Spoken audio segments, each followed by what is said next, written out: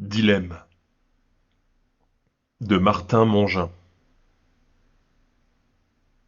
Michel Bussin roulait à vive allure sur la D-778, entre Loudéac et Josselin.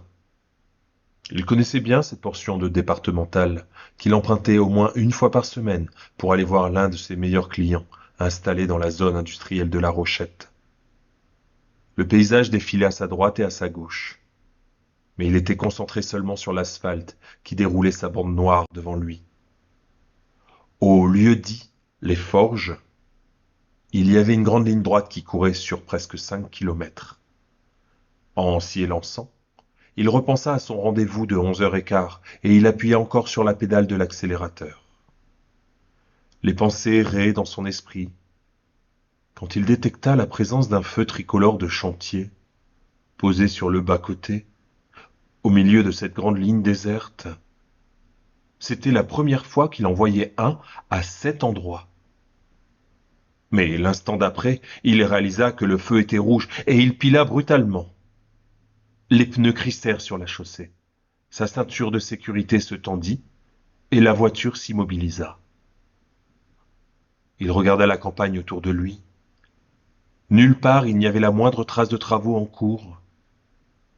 Michel Bussin attendit quelques instants en tapotant nerveusement sur le volant, mais le feu ne semblait pas spécialement disposé à changer de couleur.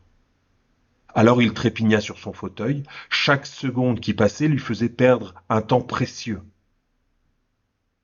Il n'aperçut pas tout de suite les panneaux indicateurs. Encore une fois, c'était une route qu'il empruntait une fois par semaine.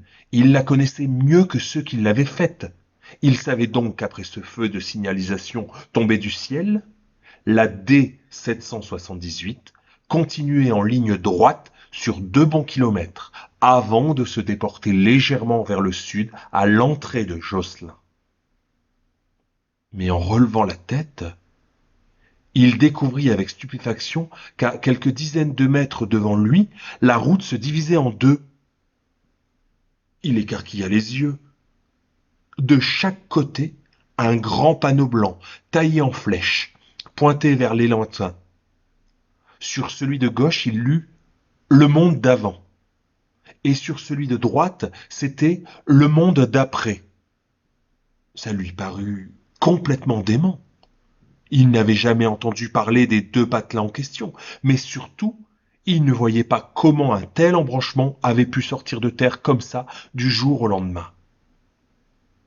Michel Bussin observa à nouveau le feu de chantier.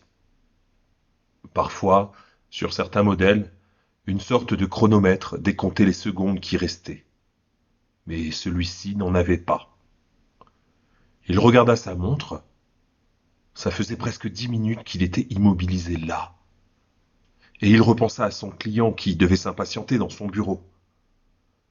Un instant, il songea à brûler le feu rouge. Après tout, la route était parfaitement déserte et aucune voiture de gendarmerie ne semblait patrouiller dans les parages. Mais repensant à cette patte d'oie qui avait brusquement surgi devant lui, il se souvint qu'il n'avait aucune idée de la direction à suivre. Il se résolut à allumer son GPS et tapota sa destination sur l'écran. La carte s'afficha, lui indiquant que, depuis sa position, la D-778 était censée filer tout droit jusqu'à Josselin. Michel Bussin crut qu'il allait devenir fou. Il resta là un long moment, incapable de se décider. Puis, il se résolut à taper le monde d'après sur le GPS, puis le monde d'avant. Mais aucune de ces deux localités n'apparaissait dans la base de données de l'appareil. Alors, à bout de force, il oublia tout à fait le feu et décida de s'en remettre au hasard. Il redémarra, jeta un œil dans le rétroviseur et s'apprêta simplement à prendre à gauche, vers le monde d'avant.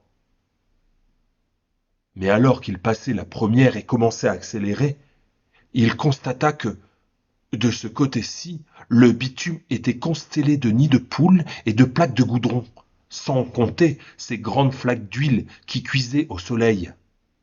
Il allait ruiner sa voiture de fonction s'il passait par là. Alors il se dit que le sort avait choisi pour lui et, braquant vers la droite, il s'engagea sur la route du monde d'après, dont le revêtement semblait beaucoup plus récent. Un profond sentiment de liberté s'empara de lui au moment où il se remit à rouler. Et, ayant provisoirement oublié son rendez-vous, il se demanda où cette voie nouvelle allait bien pouvoir le mener. Mais alors qu'il laissait enfin ce maudit feu derrière lui, il aperçut un reflet derrière une haie qui se trouvait au loin. Il freina et, plissant les yeux, il distingua 2 voitures de police tapies en embuscade. Des gouttes de sueur perlaient sur son front. Il fit lentement marche arrière, l'air de rien, et fut presque soulagé de retrouver le feu de chantier. Il regarda encore une fois la route de monde d'avant, mais il songea que la chaussée n'était décidément pas carrossable. Le panneau indiquant le monde d'après semblait à présent le narguer de sa pointe blanche.